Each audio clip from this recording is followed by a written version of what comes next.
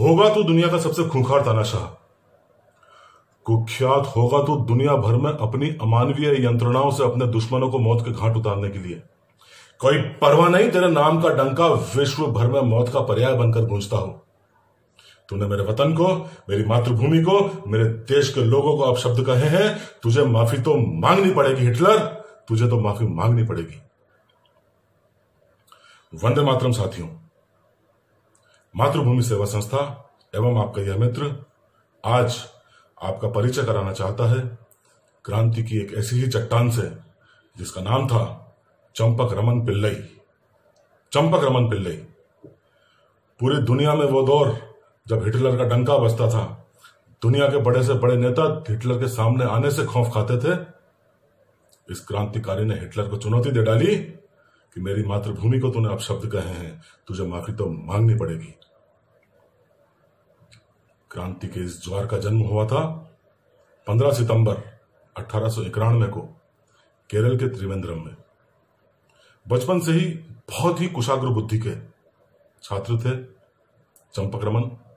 यही कारण था कि जब वो 17 वर्ष के हुए तो जीव वैज्ञानिक वोल्टर स्टिकलैंड उन्हें जर्मनी ले गए।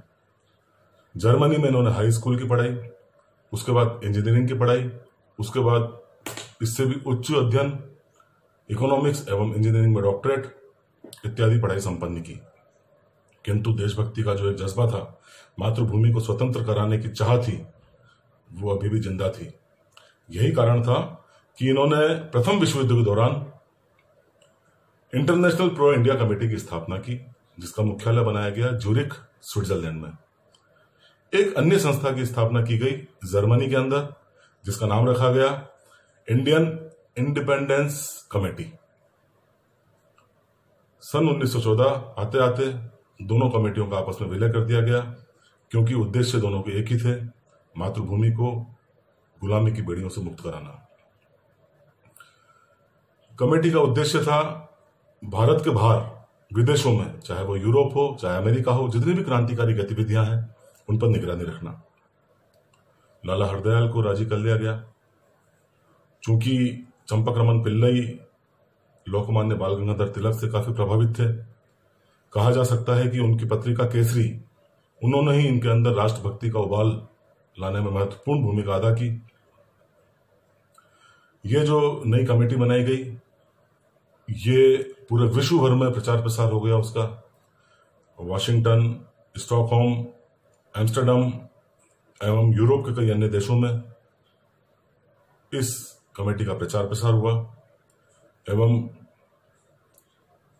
उद्देश्य सिर्फ इतना था कि प्रथम विश्व युद्ध के दौरान ही भारत माता को गुलामी की बेड़ियों से मुक्त कर लिया जाए।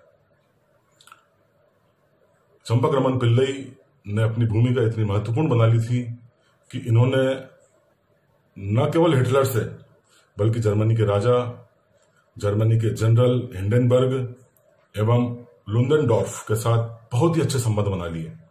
और यही कारण था कि चंपक रमन पिल्लई से मिलने स्वयं नेताजी सुभाष चंद्र बोस भी जब वो जर्मनी गए तो उनसे चर्चा करने के लिए आए।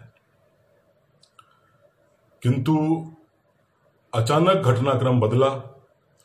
प्रथम विश्व युद्ध में जर्मनी को हार का सामना करना पड़ा। विश्व भर में धुरी राष्ट्रों की मदद से जो भारत को स्वतंत्र कराने के प्रयास थे, उनको बहुत ज्यादा धक्का पहुंचा। लेकिन चंपक रमन ने अभी भी हार नहीं मानी थी। उन्होंने जर्मनी रहने का ही निश्चय किया।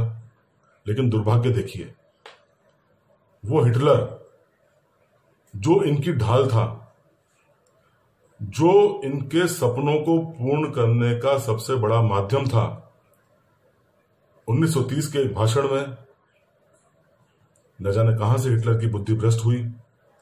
उन्होंने यह कह डाला कि भारतीय आर्य नहीं है, उनका रंग इस तरह का है कि उन पर ब्रिटिश दमन उचित है। इस सिंह को यह बात बर्दाश्त नहीं हुई। बाकी सारा घटनाक्रम मैंने आपको बताया। इतने बड़े तानाशाह के खिलाफ यदि कोई अपना आंदोलन बिगुल कर बजाता है, इतने बड़े तानाशाह के खिलाफ यदि कोई खड़ा होता है, उसका क्या अंजाम होगा। वही चंपक पिल्ले का अंजाम हुआ। उन्हें जहर देकर मार डालने का प्रयास किया गया, उन्हें बचाने के कई प्रयास किए गए, उन्हें इटली ले जाया गया, कोई फायदा नहीं हुआ। अंततः 26 मई 1934 को